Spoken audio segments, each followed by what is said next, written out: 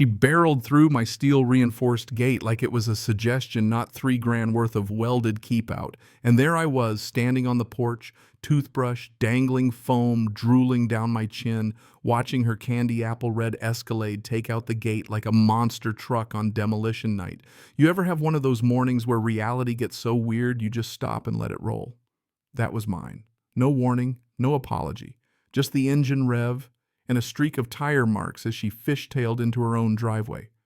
Wrong driveway, by the way, because turning around is apparently for peasants. That's what she said the last time I called her out. Turning around is inefficient. Yeah, I bet. I spat the toothpaste into the bushes, just staring at the scrap heap that used to be my gate, wondering what kind of person does this. Then, like she'd practiced it in a mirror, Karen emerged in full suburban warlord mode, massive sunglasses, tight yoga pants, and a windbreaker with the tag still swinging off the cuff. She barely glanced at the gate, gave me that look. People save for speed bumps at Target, and hit me with the line. You really should have told the HOA before putting up that thing. Like my fully permitted gate was some kind of missile silo. In her mind, it blocked the community flow. And since she'd anointed herself community flow coordinator, a job that existed nowhere but her brain, and in her passive-aggressive next-door posts, she apparently thought she got to regulate everything from street traffic to barbecue smells. I just stared at my tire-ripped lawn and the smug curl of her lips, not even sure which was more mangled. Now, this wasn't a one-time accident. This was the climax of months of Karen nonsense. She'd complained my porch light was too emotional, tried to ban my bird feeder because seed attracts socialist pigeons.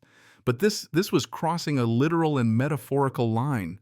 So I did what any sane person would do, snapped photos, nodded, and walked inside. Could have yelled, called the cops, called the HOA board. Those guys fold faster than cheap lawn chairs when she whines, but I didn't need noise. I needed patience and a welder. I work in industrial security, designing doors for places that store, actual secrets, pharma labs, data centers, all that. I've built gates that'll stop a forklift dead. So when I rebuilt mine, I didn't just restore, I upgraded. On the outside, it looked like the old one, rust fake finish, same swing, nothing to see. But inside, that was a whole symphony of petty engineering. Pressure sensors, spring-loaded locks, and a mechanism that if a car rolled through would slam the gate shut behind it, trapping the vehicle in a steel-walled corridor. Not dangerous, just inescapable. There was only one way out, a side gate that locked from my phone. And for good measure, a camera. Not for security, for documentation. I wanted every twitch of her face in full HD. All week, I left the old gate twisted on the ground, taped it off with caution tape. Not because it was dangerous, but because Karen hates clutter more than taxes. She snapped pictures every morning, probably sending them to her cousin on the HOA board, deputy administrator of grass uniformity or whatever. Let them see it. Let them think I'd given up. Saturday morning, she proved me right. I was sipping coffee on the porch, sunrise birds, peace, when I heard that engine. Karen, punctual as always, came roaring around the corner. Didn't even slow down, barreled right through my fresh gate. The front half of her SUV made it. The rest, not so much. With a glorious metal wham, the gate slammed shut behind her. Locked. There she was, her Escalade caged in like a luxury rhino at the zoo. First confusion, head swiveling looking for an exit, then honk-honk like the laws of physics would change if she blared loud enough. I just raised my mug and toasted her. She tried to reverse nothing, tried to open her door. No dice, the corridor was too tight. She started shrieking my name out the window, demanding I let her out. I didn't move, just checked my phone camera feed rolling live meltdown. She called someone, pounded the wheel, finally crawled out the sunroof like a possum in Lululemon. I unlocked the side gate just long enough for her to stomp out, finger-waving voice all shaky with rage. You're gonna pay for this. This is entrapment. I know lawyers. I just smiled and sipped. You broke onto my property. Twice. On camera. In front of half the neighborhood. A couple neighbors had already wandered out, phones up, catching the show. One guy was filming vertically, rookie mistake, but the joy on his face made up for it. Karen, realizing the crowd tried to play it off, blamed mental health, muttered threats. You'll regret this. But the way her voice cracked, it was clear she already did. The very next day, boom, HOA letter in my mailbox. Not from her, she'd never be that direct, but the handwriting was centered return address in bold perfume that screamed middle management meltdown. Inside, a cease and desist so official, so empty, accusing me of violating community flow and vehicular tranquility. Yes, that's an actual phrase in the letter. Signed by Acting Security and Transportation Liaison.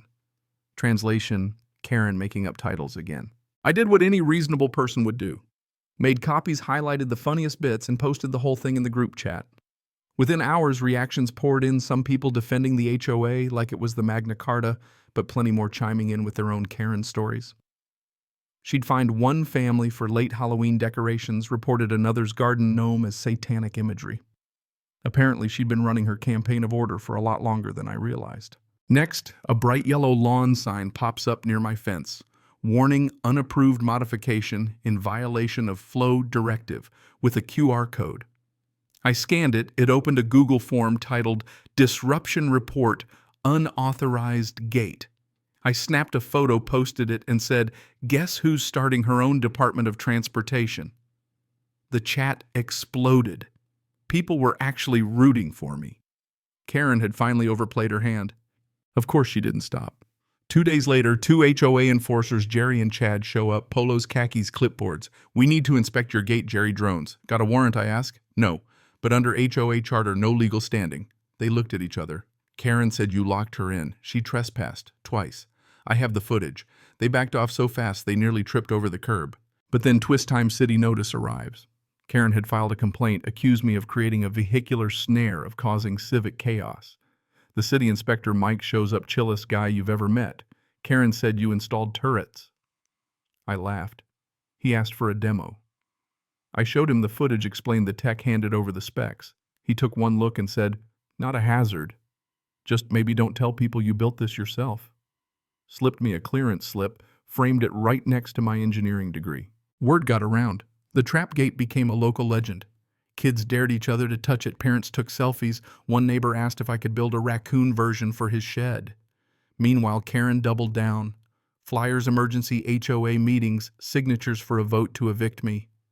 Mrs. Delaney, the 78-year-old scooter queen, caught the whole HOA meeting on video, Karen on her lawn shouting about lawless infrastructure. It finally tipped the scales. The HOA president, Ben, who usually played Switzerland, called me.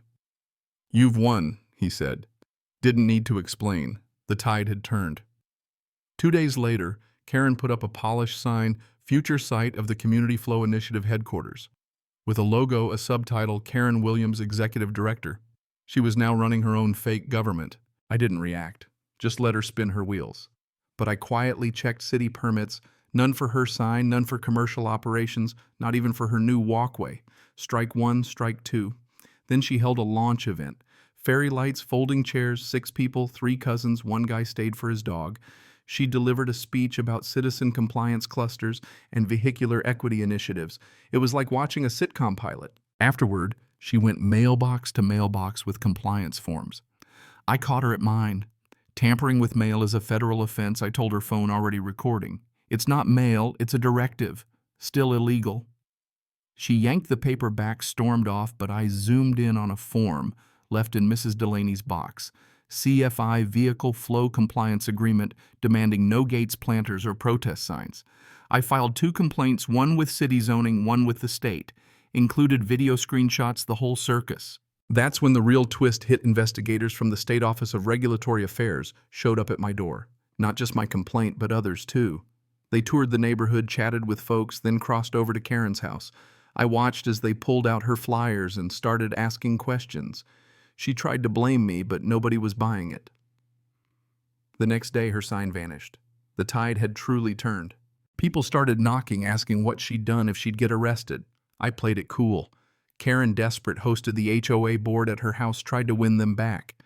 Word got out, thanks to Mrs. Delaney's new security cam, that Karen said, "I don't care what the law says. I'll just create new policy."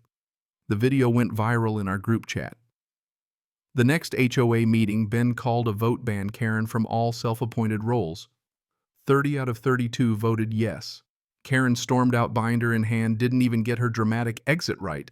The door bounced open behind her. Someone whispered, "Tragic flow collapse." Whole room lost it. Next morning, Karen's house was dark. No porch light, no flamingos, no QR codes. She stopped attending meetings, stopped patrolling. The Community Flow Facebook page was deleted. For a while, it was peace. But folks like Karen don't disappear, they hibernate. A month later, she reappeared folding table at the library's used book sale. No clipboards, no titles, just mystery novel recommendations. We never spoke about it. We didn't need to. The Gate, still there, still working, still a neighborhood legend, even hosted a city planner who called it an elegant blend of petty and professional. Life got better.